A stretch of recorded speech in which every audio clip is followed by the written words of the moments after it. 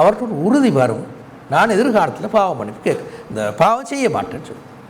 அப்போ எனவே தான் இந்த இமாம்கள் சொல்லுவாங்க, இஸ்திக்ஃபார் மட்டுமல்ல விஷயம், பாவ மன்னிப்பு கேட்டல் மட்டுமல்ல விஷயம், எதிர்காலத்தில் அவரோட நிலை என்ன இருக்கிறது, அவரோட நிலை எப்படி மாறுதுன்றது தான் உண்மையில் விஷயம். விளங்கினா? இஸ்திக்ஃபார் கேட்குறது நல்ல விஷயம். தர்மா உட்காந்து ஓஹோன்னு இஸ்திக்ஃபார் எல்லாம் லைலத்துல் கத்ர் இரவில் 27க்கோ 25க்கோ 29க்கோ எப்படியோ அந்த பெரியோடு இஸ்திக்ஃபார் செய்யுது. ஆள் மாறிச்சுதா, மாறாட்டு இஸ்திக்ஃபார். ஆள் மாறினண்டா கருத்து என்ன, அல்லாஹ் இடத்துல திரும்பி வந்தார், அதான் தௌபா. எனவே இஸ்திக்ஃபார் ஆளை மாற்றினாத்தான் நாங்கள் அதை இஸ்திக்ஃபார்னு சொல்லுவோம். இல்லாட்டி இஸ்திக்ஃபார்ன்னு அதை சொல்கிறதில்லை. இது மிச்சம் கவனமாக நாங்களும் கருத்தில் கொள்வோம்.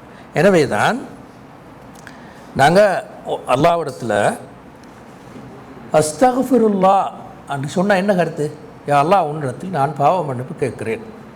அப்படி கேட்குறேன்ட்டு மட்டும் சொல்லி போதா தானே, பாவ மன்னிப்பை தாண்டி சொல்லணுமே. விளங்குதா? அஸ்தக்ஃபிருல்லான்னு மட்டும் சொல்லி டீக்காக அல்லாஹும்ம ஃபிர்லி, யா அல்லாஹ் என்னை மன்னித்து விடுன்னு சொல்லணும். திரும்ப என்ன சொல்லணும், அப்படி மன்னித்து விடுன்னு சொல்லிட்டு அப்படி ஆள் மாறணும், பாவத்தை ஃபுல்லாக விட்டுறணும், பாவத்தில் அது பிடிவாதமாக இருக்கக்கூடாது, ஒரு புதிய ஒரு வாழ்க்கையை ஆரம்பிச்சிடும். பாவத்தை விட்ட ஒரு புதிய ஒரு வாழ்க்கையை ஆரம்பிச்சிடும். ஒன்றுமே இல்லை, பாவம் மன்னிப்பு அந்த நாவால் சொன்னது மட்டும்தான், ஆளே மாறலை. அப்போ அது இஸ்திக்ஃபாராக ஆக மாட்டாது. இதுதான் பாவத்தை விட்டு விடன்னு சொல்கிறதுல கருத்து. இல்லை.